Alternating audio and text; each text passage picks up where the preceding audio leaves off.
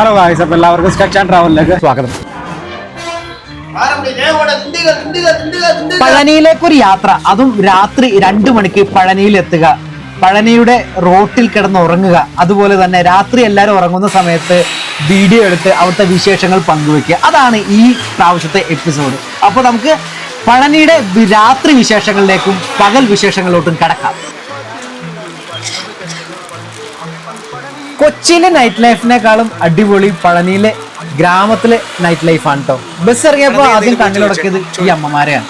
ഈ അമ്മമാർ 2 മണി 3 മണിക്ക് ധൈര്യത്തോടെ നിന്ന് പഴനിയിൽ കപ്പലിൻ്റെയും കടലയും കച്ചവടം ചെയ്യുന്നത് കണ്ടപ്പോൾ എനിക്ക് സത്യം പറഞ്ഞു കഴിഞ്ഞാൽ അത്ഭുതം തോന്നിയില്ല, പക്ഷെ അവരോടൊരു ബഹുമാനം തോന്നി. കാരണം ഈ പ്രായത്തിലും ഈ സമയത്തും അവിടെ നിന്ന് കച്ചവടം നടത്തുക എന്ന് പറഞ്ഞത്, അതും തമിഴ്നാട് ഗവൺമെന്റിന്റെ ആ ഒരു എന്താ പറയുക സെക്യൂരിറ്റി, തമിഴ്നാട് പോലീസിന്റെ ഒരു സെക്യൂരിറ്റി ഒക്കെ ശരിക്കും പറഞ്ഞാൽ സമ്മതിച്ചു കൊടുക്കണം. പലപ്പോഴും രാത്രി അസമയങ്ങളിൽ സ്ത്രീകൾ പുറത്തിറങ്ങി നടക്കാൻ പേടിക്കുന്ന സമയത്ത് ഇവിടെ കച്ചവടം ചെയ്യുകയാണ് കേട്ടോ. ഈ ക്യാമറയും ചുമന്നുകൊണ്ട് വീഡിയോ ഫുട്ടേജുകൾ ഇങ്ങനെ പകർത്തിക്കൊണ്ടിരിക്കുമ്പോൾ എല്ലാവരും നോക്കുകയാണ്. ആ കൂട്ടത്തിൽ ഒരു ബാൻഡ് സെറ്റ് കുട്ടികളെ വന്ന് ഞങ്ങളെ പരിചയപ്പെട്ടു.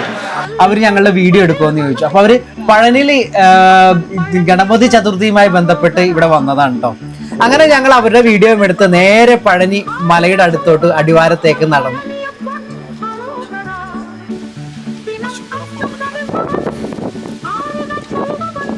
ഈ രാത്രി വഴികളെല്ലാം വിജനമാണ് കേട്ടോ. അങ്ങ് അവിടെ ഇവിടെയൊക്കെ ചെറിയ ചെറിയ കടകൾ തുറന്നിട്ടുണ്ട് എന്നല്ലാതെ ബാക്കി ആൾക്കാരൊന്നും റോട്ടിലില്ല. റോട്ടില് നമ്മുടെ പശുവും പട്ടിയും അതേപോലെ ചില സാധാരണക്കാരായിട്ടുള്ള മനുഷ്യരും കിടന്നുറങ്ങുന്നുണ്ടെന്നല്ലാതെ ഒരു രീതിയിലും ആൾക്കാരെ ഞാൻ കണ്ടില്ല അവിടെ. അങ്ങ് പഴനി അടിവാരത്ത് ആ ഫുട്പാത്തിന്റെ സൈഡിൽ അല്ലെങ്കിൽ സ്ട്രീറ്റിന്റെ സൈഡിൽ ഒന്ന് കിടന്നുറങ്ങണം. അപ്പൊ കാലത്തെ റൂം എടുക്കാമെന്ന് വിചാരിച്ചെങ്കിലും പിന്നെ ഞാനും രജീഷും തീരുമാനിച്ചു നമുക്ക് അവിടെ തന്നെ കിടന്നുറങ്ങാം. കാരണം എഴുന്നേറ്റ് ഒരു മണിക്കൂർ കഴിയുമ്പോൾ തന്നെ നമുക്ക് വീഡിയോ എടുക്കാൻ തുടങ്ങണം. റൂമിൽ കിടന്നുറങ്ങാൻ ഇവിടെ കിടന്നുറങ്ങിയാൽ പിന്നെ അപ്പൊ തന്നെ നമുക്ക് വീഡിയോ എടുക്കാൻ തുടങ്ങാം. അങ്ങനെ അവിടെ ചെന്നപ്പോൾ പട്ടികൾ കംപ്ലീറ്റ് ഞങ്ങൾ ഓടിച്ചിട്ടു. പട്ടി ഓടിച്ചിട്ട് ഈ ക്യാമറയുടെ സ്റ്റിക്കും ഇതും കണ്ടപ്പോൾ ഇവരെല്ലാരും പേടിച്ചു. ഒരു പട്ടിയല്ല, ഒരു 6-7 പട്ടികളെ ഞങ്ങളെ ചുറ്റിനും കവർ ചെയ്ത് വന്ന് നിന്നു. കുറെ പട്ടികൾ അവിടുന്ന് ഇവിടുന്നൊക്കെ എടുത്തു. ഞാൻ വിചാരിച്ചു കടി കൊള്ളുമെന്ന് വിചാരിച്ചു. പക്ഷെ എന്തുകൊണ്ടോ ഈ പട്ടിക്ക് കുരയ്ക്കുക എന്നുള്ളൊരു പ്രോസസ്സ് മാത്രമേ ഉള്ളൂ, കടിക്കുക എന്നുള്ളൊരു പ്രോസസ്സ് ഇല്ല എന്ന് എനിക്ക് തോന്നുന്നു. കാരണം കടിക്കാൻ വരുന്നില്ല, പക്ഷെ ഇവർ പേടിച്ച് നിൽക്കുന്നത് കൊണ്ടാകാം. പിന്നെ ഞങ്ങൾ അവിടെ ഇരുന്ന് കഴിഞ്ഞപ്പോൾ പതുക്കെ ഈ പട്ടികൾ അങ്ങ് ദൂരെ നിന്ന് വരെ പല പട്ടികൾ ഞങ്ങളുടെ അടുത്തോട്ട് വരാൻ തുടങ്ങിയിരുന്നു. വെച്ചാൽ നല്ല ദൂരെ നിന്ന് തന്നെ.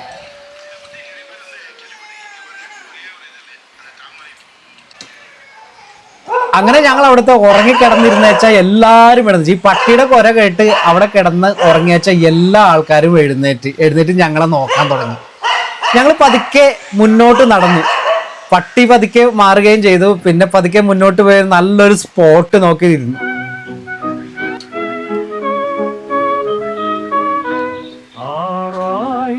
ഈ കാണുന്നതെല്ലാം പഞ്ചാമൃതം മേടിക്കുന്ന കൗണ്ടറുകളാണ് കേട്ടോ, മുടി വെട്ടുന്ന കൗണ്ടറുകൾ. ഇതെല്ലാം വിജനമാണ്.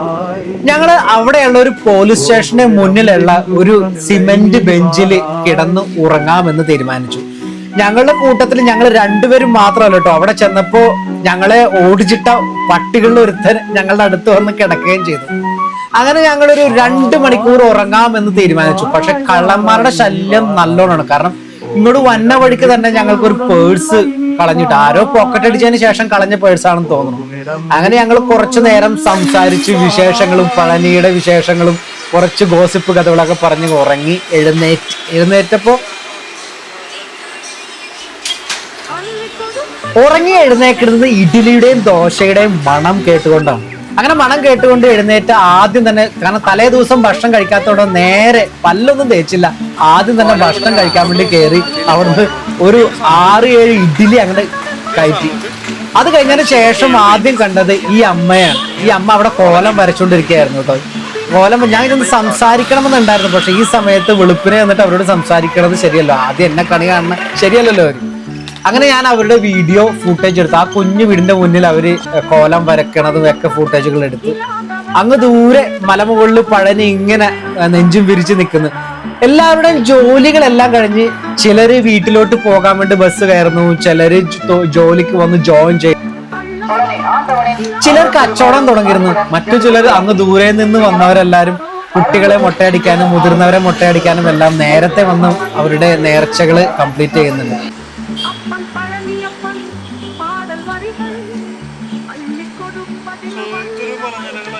അപ്പൊ നമ്മളിപ്പോ പഴനി ബസ് സ്റ്റാൻഡിലൂടെ നടക്കണുണ്ട്. നമ്മുടെ ലക്ഷ്യം എന്ന് വെച്ച് കഴിഞ്ഞാല് നമുക്ക് പായസം പോയി മേടിക്കണം, പഞ്ചാമൃതം. പഴനി പഞ്ചാമൃതം പോയി മേടിക്കണം. മല കയറാൻ പറ്റുന്ന തോന്നുന്നില്ല, കാരണം ഓൾറെഡി നമ്മൾ വൈകി. ഇനി പോയി തിരിച്ചു വരാൻ നമുക്ക് പറ്റില്ല. പക്ഷെ നമുക്ക് ഇവിടുത്തെ വൈകുന്നേരമുള്ള മാർക്കറ്റ് ഒന്ന് എക്സ്പ്ലോർ ചെയ്യണം. അതേപോലെ തന്നെ പായസം മേടിക്കണം. അതൊക്കെയാണ് നമ്മുടെ ഇന്നത്തെ പരിപാടികൾ. കുതിരവണ്ടി നമുക്ക് കാണാം, നല്ല ഭംഗിയുള്ള കുതിരവണ്ടികൾ. അതിനകത്ത് കയറാൻ പറ്റുമോ അറിയില്ല, നമുക്കൊന്ന് ചെന്ന് നോക്കാം. അന്നെ കുതിരവണ്ടി കയറാൻ വേണ്ടി എങ്ങനെ എത്ര ഇത് ഇവിടെ കറങ്ങാൻ വേണ്ടി? അമ്പലം പോയി തിരിഞ്ഞ് ഇവിടെ വന്ന് എത്ര രൂപ വരും? 300 രൂപ വരും. 300? പോയി വരണ്ട, അങ്ങോട്ട് പോയാൽ മതിയല്ലോ. 100 രൂപ. 100 രൂപ. നമുക്കിനകത്തൊന്ന് കയറിയാലോ? അപ്പൊ ഈ വണ്ടിയിൽ നമുക്കൊന്ന് കയറിയിട്ട് നമുക്കൊന്ന് ട്രാവൽ ചെയ്ത് നോക്കാം അങ്ങോട്ട്. അപ്പൊ നമ്മള് കുതിരവണ്ടിയിൽ യാത്രയാണ് കേട്ടോ. അണ്ണന്റെ പേരെന്താണ്? ദാമു. അണ്ണന്റെ പേര് ദാമു. അണ്ണ എത്ര നാളാ ഇവിടെ എന്ന് വെച്ചാൽ ഇവിടുത്തുകാരനാണ്? 40 കൊല്ലം. ഇവിടുത്തുകാരനാണ് അണ്ണൻ, ഇവിടുത്തുകാരനാണ്.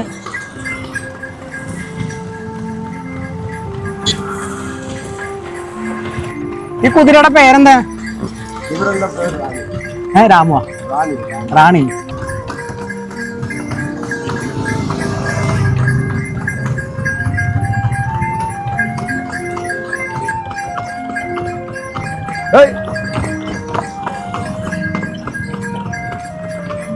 ഇതിപ്പോ സീസൺ തുടങ്ങിയാണ്, സീസൺ ആയിട്ടില്ല.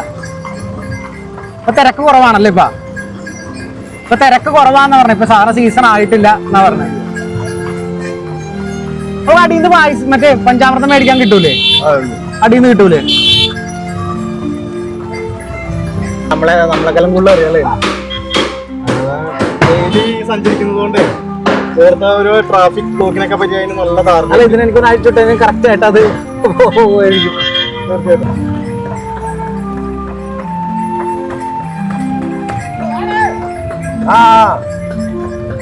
തിരിച്ചിങ്ങോട്ടേക്ക് ഓട്ടം കിട്ടും അണ്ണനെ? അവിടെ ഇങ്ങോട്ടേക്ക് വരും അല്ലേ? ഞാൻ ഒരു ദിവസം എത്ര രൂപ കിട്ടും സീസൺ ടൈമില്? അത് ചോദിക്കാൻ പാടില്ല, എന്നാലും.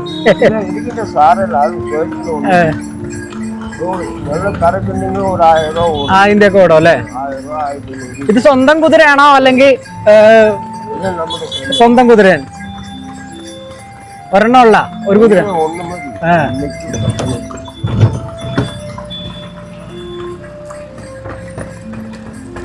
ഇവിടെ എത്ര കുതിരവണ്ടികളുണ്ട്? ഇവിടെ 60 കുതിരവണ്ടികളുണ്ട്. 60 കുതിരവണ്ടികൾ ഇവിടെ ഉണ്ടെന്നാണ് പറയണത്. പണി കുറവാ? പണി ഇപ്പൊ കുറവാ, സീസൺ അല്ലാത്തതുകൊണ്ട് പണി കുറവാണ് എന്നാണ് പറയുന്നത്. കേരളത്തില് എറണാകുളം.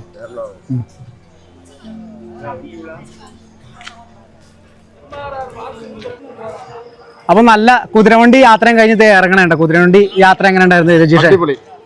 ഞാൻ കുറെ വർഷങ്ങൾക്ക് ശേഷം ഒരു കുതിരയുടെ ബാക്കിലിരിക്കാൻ പോയി. കുതിരവണ്ടിയുടെ ബാക്കിൽ. രജീഷ് ഞാൻ ആദ്യമായിട്ടാണ്, ഞാൻ ചെറുപ്പത്തിലേ കയറിയിടുന്നല്ലേ. ഞാൻ ആദ്യം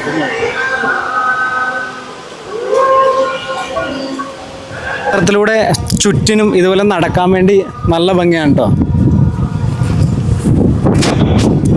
നോക്കിക്കഴിഞ്ഞു കഴിഞ്ഞാൽ പഴനിമല അങ്ങ് മുകളിൽ കാണാട്ടോ, ദൂരെ. അതിലൂടെ ഇങ്ങനെ കയറി പോണത് നമുക്ക് കാണാൻ പറ്റും, പഴനി മല. അതേപോലെ അടിയിൽ മുരുകന്റെ വേറൊരു ക്ഷേത്രം. ഇത് വേറൊരു ക്ഷേത്രം ഒന്നും അല്ലേ തൊട്ടടിയിൽ? തമിഴ് വായിക്കാത്തോണ്ട് അറിയാൻ പാടില്ലാത്തോണ്ട് നമുക്ക് അറിയില്ലോ ഒന്ന് രജീഷ്. വേണ്ട. ഒരു പോലീസ് സ്റ്റേഷനാണോ? അപ്പൊ മ്യൂസിയം ആണോ? നമ്പർ ചിലപ്പോൾ പറയാൻ പറ്റില്ല. ടോയ്ലറ്റ് ആയിരിക്കും. നമ്മളിപ്പോൾ നടന്നുകൊണ്ടിരിക്കുന്നത് പഴനിയുടെ ആ ചെറിയ മലയുടെ ചുറ്റിനും ഉള്ള ഏരിയയിലൂടെ. അവിടെ ആയിട്ടാണ് മുകളിലോട്ട് പോകുന്ന ട്രെയിൻ ഉള്ളത്. അവിടെ ആൾക്കാർ ക്യൂ നിൽക്കുന്നുണ്ട്. അതേപോലെ തന്നെ ഒരുപാട് വണ്ടികൾ ഈ പറഞ്ഞ പോലെ അവർ ഡെസ്റ്റിനേഷനിലേക്ക് എത്തിക്കാൻ വേണ്ടി ഇലക്ട്രിക് വണ്ടികൾ ഇവിടെ പ്രൊവൈഡ് ചെയ്തിട്ടുണ്ട്. അതിൽ കയറി അവർക്ക് മല കയറാനുള്ള സ്ഥലത്ത് എത്താം. നമ്മളിപ്പോൾ മല കയറുന്നില്ല, അതുകൊണ്ട് കാരണം നമ്മളിപ്പോൾ വീഡിയോ എടുക്കാൻ പറ്റില്ല നമുക്ക് മുകളിലോട്ട്. അപ്പോൾ പിന്നെ നമ്മൾ കയറിയിട്ട് കാര്യമില്ല. മലയാളത്തിലും പിന്നെ മറ്റു ഭാഷകളിലും എല്ലാം ഇങ്ങനെ വിളിച്ചു പറഞ്ഞുകൊണ്ടിരിക്കുന്നുണ്ട് ട്രെയിൻ യാത്രയെക്കുറിച്ചും അതുപോലെ തന്നെ തലമുണ്ടനം ചെയ്യണതിൻ്റെ കാര്യത്തിനെ കുറിച്ചും എല്ലാം ഇങ്ങനെ ഡീറ്റെയിൽ ആയിട്ട് പോയിക്കൊണ്ടിരിക്കുന്നുണ്ട്.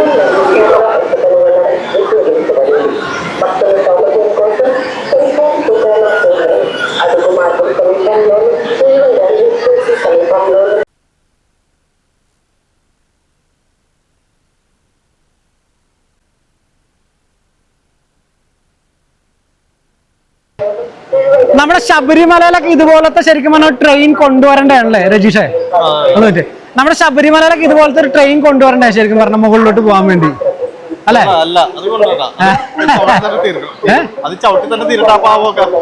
ഇവിടെ കാശുള്ളവന് ക്യൂ നിന്ന് ഗുരുവായൂരൊക്കെ പോകാൻ പറ്റുന്നുണ്ടെങ്കിൽ ആ ശബരിമലയിലും നമുക്ക് ദൈവത്തിനോട് ഷോർട്ട് റൂട്ട് കയറി പോകാൻ പാടില്ലേ? അത് ഇപ്പൊ തൽക്കാലത്തേക്ക് പ്രാക്ടിക്കൽ ആണ് ഒരു സംഭവമല്ല, കാരണം വഴി വരണ്ടായിട്ടും സമ്മതിക്കുന്നില്ലല്ലോ ശരിക്കും. അത് എന്തായാലും സമ്മതിക്കാൻ സാധ്യതയില്ല. പക്ഷെ റെയിൽവേ വരാൻ ചാൻസ് ഉണ്ടെന്ന് കേട്ടിട്ടുണ്ട്. എന്തെങ്കിലും ആയിക്കോട്ടെ, പഴനിയുടെ വിശേഷങ്ങൾ ഇതൊക്കെയാണ്. കണ്ടോ, അതിമനോഹരമായിട്ടുള്ള ഒരു സ്ഥലമാണ് പഴനി. ഇവിടെയെല്ലാം അങ്ങും ഇലക്ട്രിക് വണ്ടികളാണ് കേട്ടോ. ഈ മലയുടെ ചുറ്റിനും ഇങ്ങനെ നമ്മളെ റോന്ത് ചുറ്റി കറക്കി തിരിച്ച് ഇവിടെ തന്നെ കൊണ്ടുവന്ന് വിടും. എത്ര രൂപയാണെന്ന് ഞാൻ അന്വേഷിച്ചില്ല, കാരണം അതിൽ കയറാൻ ഉള്ള ഒരു സമയം ഉണ്ടായിരുന്നില്ല. പിന്നെ ഞാൻ കണ്ടത് അന്നത്തെ തൊഴിലാളികൾ, അവിടെ ഒരു മെട്രോ സ്റ്റേഷന്റെ പണി നടക്കുന്നുണ്ട്. മലയുടെ മുകളിലോട്ട് പോകാൻ നിൽക്കുന്ന വലിയൊരു മെട്രോ സ്റ്റേഷൻ. ആ മെട്രോ സ്റ്റേഷനിലെ തൊഴിലാളികൾ ബംഗാളികളും ബീഹാറികളുമായിട്ടുള്ള അവരെല്ലാവരും എന്നെ ഇങ്ങനെ നോക്കിയായിരുന്നു ക്യാമറ കൊണ്ട് വന്നപ്പോൾ. അവരുടെ തൊഴിലെല്ലാം കഴിഞ്ഞ് അവര് നേരെ അവരുടെ റൂമുകളിലേക്ക് പോവുകയായിരുന്നു. സമയം വൈകുന്നേരമായി തുടങ്ങിയിരുന്നു. പല സ്ഥലങ്ങളിലും ലൈറ്റുകൾ ഓണായി തുടങ്ങിയിരുന്നു. ലൈറ്റുകളുടെ ഭംഗി വിഷ്വലുകളെല്ലാം നമ്മുടെ ക്യാമറയിലേക്ക് വന്നു തുടങ്ങിയിരുന്നു. ഈ പഴനി മല കയറുന്നതിന് മുമ്പ് തൊട്ടടിയിൽ ഒരു ചെറിയൊരു ക്ഷേത്രം കൂടി ഉണ്ട്. ഇവിടെ എല്ലാവരും വന്ന് തൊഴുത്, അതേപോലെ തന്നെ ഇവിടെയും കാവടിയൊക്കെ എടുത്ത ആൾക്കാർ നിൽക്കുന്നുണ്ട്.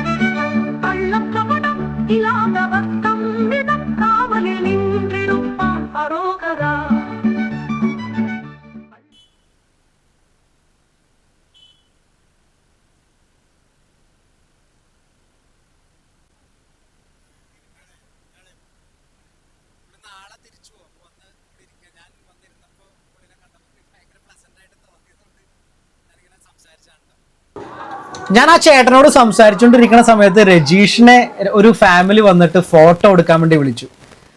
അവര് രജീഷിനെ കൊണ്ട് ഫോട്ടോ എടുപ്പിച്ച് രജീഷ് അവരെ കൊണ്ട് പോസ്റ്റ് ചെയ്യിച്ചു. ഇതെല്ലാം കണ്ടുകൊണ്ട് ഞാൻ ഇങ്ങനെ ഇരിക്കുകയായിരുന്നു. എവിടുന്നോ വന്നൊരു ഫാമിലി.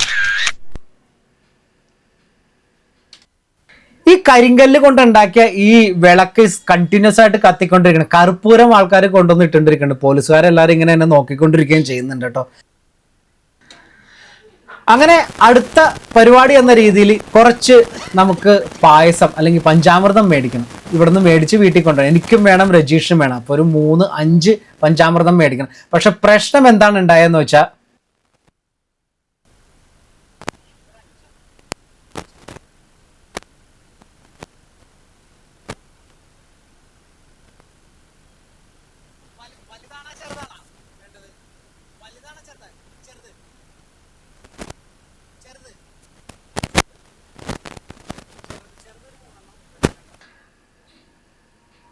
അവിടെ ചെന്നപ്പോഴാണ് കാശ് ഗൂഗിൾ പേ അവർ എടുക്കില്ലെന്ന് പറഞ്ഞത്. പിന്നെ എവിടെ നിന്നൊക്കെയോ തപ്പിപ്പിറക്കി ഞങ്ങൾ പൈസ കൊടുത്തു.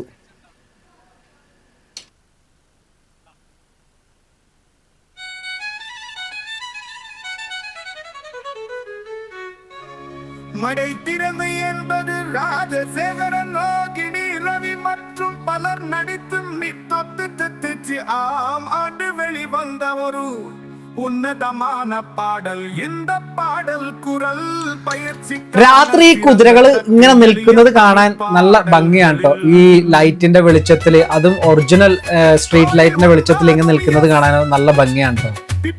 സുബ്രഹ്മണ്യം പാടിയ അതനഴകാന ഇസൈക്കുഴുവിൻ കാലത്തെ ആ അണ്ണൻ പറഞ്ഞ പോലെ ഓട്ടം കുറവാണെന്ന് തോന്നുന്നു. ഒരുപാട് കുതിരവണ്ടികൾ ഇങ്ങനെ രാത്രി ഇവിടെ വന്ന് ഇങ്ങനെ കെട്ടി നിൽക്കുന്നുണ്ട്. ഓട്ടം കുറവാണ്, സീസൺ അല്ല. പക്ഷെ ഈ കുതിരകളെ കാണാൻ നല്ല ഭംഗിയാണ് കേട്ടോ. ഈ കുതിരവണ്ടിയും കുതിരയും എല്ലാം കൂടി ഇങ്ങനെ നിൽക്കുന്ന കാണുമ്പോൾ, അതും ഫോട്ടോ എടുക്കുന്നവർക്ക് ഭയങ്കര ഒരു വിഷ്വൽ ട്രീറ്റ് തന്നെ ആയിരിക്കും കേട്ടോ. നല്ല ഭംഗിയാണ്, കാരണം ലൈറ്റിംഗ് ഒക്കെ കാണാൻ കൊതിയാവുന്ന രീതിയിലുള്ള ലൈറ്റിങ്ങുകളാണ്. மடை திறந்து என்பது ராஜசேகரன், ரோகிணி ரவி மற்றும் பலர் நடித்த நீட்டொத்து கட்சி ஆமாண்டு வெளிவந்த ஒரு உன்னதமான பாடல். இந்த பாடல் குடல் பயிற்சிக்கான சிறந்த எளிய தமிழ. അങ്ങനെ പഴനിയിൽ നിന്ന് ഞങ്ങള് വിട പറയാം എന്ന് തീരുമാനിച്ച് പതുക്കെ ഇറങ്ങി. അവിടെ നിന്ന് ഇറങ്ങിയപ്പോഴാണ് അവിടെ കച്ചവടം ചെയ്യുന്ന ആൾക്കാരെ ഒന്ന് പരിചയപ്പെടാം എന്ന രീതിയിൽ ചെന്നത്. പലതരത്തിലെ സാധനങ്ങൾ വിൽക്കുന്നുണ്ട്. സ്റ്റിക്കറുകള്, കളിപ്പാട്ടങ്ങള്, ഫ്രൂട്ട്സ്, എന്തിനു പറയാം, ഡ്രസ്സുകള്, പല സാധനങ്ങളും ആ സ്ട്രീറ്റിൽ വിൽക്കുന്നുണ്ട്. ഇതെല്ലാം ഓണാണ് കേട്ടോ. ഇന്ന് കാലത്തെ വന്നപ്പോൾ ഇതെല്ലാം ഓണായിരുന്നില്ല, പക്ഷെ ഇപ്പോഴാണ് ഈ സ്ട്രീറ്റ് നമുക്ക് എക്സ്പ്ലോർ ചെയ്യാൻ വേണ്ടി കിട്ടിയത്. ആ സ്ട്രീറ്റിലൂടെ പല ആൾക്കാരെയും പല കച്ചവടക്കാരെയും ഫോട്ടോയും വീഡിയോയും ഒക്കെ എടുത്ത് നടക്കുന്നത് കണ്ടപ്പോൾ റോട്ടിൽ വെച്ച് ഒരു അമ്മയെ പരിചയപ്പെട്ടു. ഈ അമ്മ ഞങ്ങളടുത്ത് വന്നിട്ട് ചോദിച്ചു, എൻ്റെ വീഡിയോ ഒന്ന് എടുക്കുമോ എന്ന് ചോദിച്ചു. ഞാൻ പറഞ്ഞു, എന്ത്, പിന്നെന്തേ, ഞാൻ നിങ്ങളുടെ വീഡിയോ എടുക്കാനാണല്ലോ ഈ പഴനിയിൽ എത്തിയേക്കണത് തന്നെ. ആ അമ്മ അങ്ങനെ ചോദിച്ചപ്പോൾ എനിക്കൊരു ഉള്ളിൽ നിന്നൊരു വിഷമം തോന്നി. എനിക്ക് സുന്ദരിയല്ലേ ഈ അമ്മ കാണാൻ വേണ്ടി. അങ്ങനെ ഈ അമ്മയോട് ഞാൻ ചോദിച്ചു, മൊബൈൽ ഉണ്ടോ, ഈ വീഡിയോ ഞാൻ അയക്കണ്ടേ അമ്മയ്ക്ക് എന്ന് ചോദിച്ചപ്പോൾ അമ്മയുടെ കയ്യിൽ ആകെ ഉള്ളത് സാധാരണ കീപാഡ് മൊബൈലാണ്. ഈ മൊബൈൽ ത്രൂ എങ്ങനെയാണ് വീഡിയോ കാണുന്നതെന്ന് വെച്ചപ്പോൾ മകൻ ഉണ്ട്, മകന്റെ ഇതിനകത്തോട്ട് അയച്ചു കൊടുത്തു കഴിഞ്ഞാല് കാണാൻ പറ്റും എന്ന് പറഞ്ഞു. അങ്ങനെ ഞാൻ ആ മകന്റെ നമ്പർ മേടിച്ച് അയച്ചു കൊടുത്ത് കുറച്ച് വിശേഷങ്ങളൊക്കെ സംസാരിച്ച് അങ്ങനെ കുറച്ച് നേരം ഞാൻ അവരോട് സംസാരിച്ച് ഇങ്ങനെ നിന്നു. എന്തോ അവരുടെ ചിത്രമാണ് ഈ എപ്പിസോഡിൽ എനിക്ക് ലാസ്റ്റ് വരയ്ക്കാൻ തോന്നിയത്. അതിന് കൃത്യമായിട്ടുള്ള ഒരു കാരണമുണ്ട് കേട്ടോ. ഒരു പക്ഷേ ഈ എപ്പിസോഡ് എടുക്കാൻ വേണ്ടി ഞാൻ ഇവിടെ വന്നത് ഈ അമ്മയുടെ ഒരു ചിത്രം വരയ്ക്കാൻ വേണ്ടിയായിരിക്കാം. ഈ അമ്മയുടെ ഒരു ആഗ്രഹമായിരുന്നു ഇത് എന്ന് എനിക്ക് എപ്പോഴോ തോന്നി. ഞാൻ അന്ന് അൺഎക്സ്പെക്ടഡ്ലി ആ രാത്രി വീഡിയോ എടുക്കാൻ പോകുന്നത് ചിലപ്പോൾ ഇതിനു വേണ്ടി ആയിരിക്കാം. അമ്മയുടെ ആ ജോ ലൈൻസും മസ്കുലർ ഫീച്ചേഴ്സും എല്ലാം കണ്ടപ്പോൾ ഒരു വ്യത്യസ്തമായിട്ടുള്ള ഒരു ഫിഗർ ഈ എപ്പിസോഡിൽ ഈ അമ്മയുടെ ചിത്രം തന്നെ വരയ്ക്കാന്ന് തോന്നി. കാതിലാടുന്ന ആ ജിമിക്കുകളും അതുപോലെ തന്നെ കുണുങ്ങിയല്ല നടത്തവുമെല്ലാം. അങ്ങനെ അമ്മയുടെ ചിത്രം വരയ്ക്കുക എന്നുള്ള തീരുമാനത്തിൽ തന്നെ എത്തി.